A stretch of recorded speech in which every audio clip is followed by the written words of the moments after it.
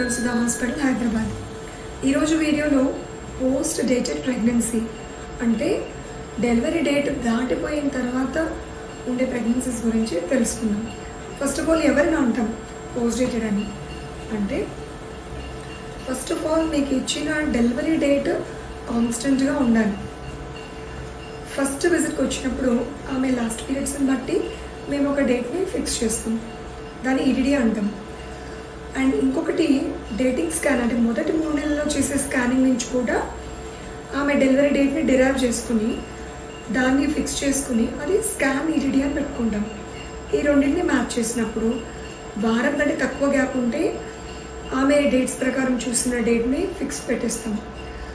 ఒకవేళ 1 వీక్ కంటే ఎక్కువ గ్యాప్ ఉందనుకోండి రెండింటికి, అప్పుడు స్కానింగ్లో వచ్చిన డేట్ని ఫిక్స్ చేసుకొని ఇంకా అదే ఆమె డెలివరీ లాస్ట్ డే వరకు కూడా ఈడిడి కింద కౌంట్ చేస్తాం. అంతేగాని ఇంకా తర్వాత చేసే స్కాన్స్లో డిఫరెంట్ డేట్స్ రావచ్చు, వాటిని కన్సిడర్ చేయము. సో ఇప్పుడు ఈ డేట్ కనుక దాటిపోతే ఏం చేయాలి అనేది చూద్దాం. First of all doctor decide చేసినప్పుడు ఇది పోస్ట్ డేట్స్ అంటే మీకు డెలివరీ డేట్స్ దాటిపోయింది, సో మీరు డెలివరీకి అడ్మిట్ కావాలి అన్నప్పుడు అసలు ఎవరెవరికి ఇటువంటి ఇష్యూస్ రావచ్చో తెలుసుకుందాం ఈ వీడియోలో. కొంతమందికి ఆల్రెడీ ముందు ప్రెగ్నెన్సీలో కూడా వాళ్ళకి డేట్స్ దాటిపోయిన హిస్టరీ చెప్తారు. అలాంటి వాళ్ళకి సెకండ్ ప్రెగ్నెన్సీలో కూడా ఇలా డేట్స్ దాటిపోయే ఛాన్సెస్ ఎక్కువ ఉంటాయి.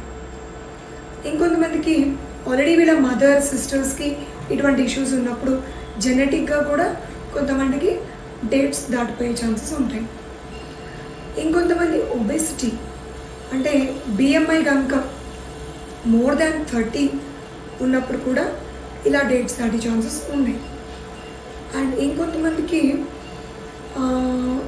ఏజ్ ఎక్కువ ఉన్నప్పుడు అంటే మోర్ దాన్ 35 years ఉన్న లేడీస్ ప్రెగ్నెన్సీలో కూడా వీళ్ళకి డేట్స్ దాటే ఛాన్సెస్ ఉన్నాయి. సో ఇటువంటి కేసెస్లో డాక్టర్ కనుక డయాగ్నోస్ చేసి చెప్పినప్పుడు ఎలా ప్రొసీడ్ అవ్వాలనేది మనం నెక్స్ట్ వీడియోలో తెలుసుకుందాం. Thank you.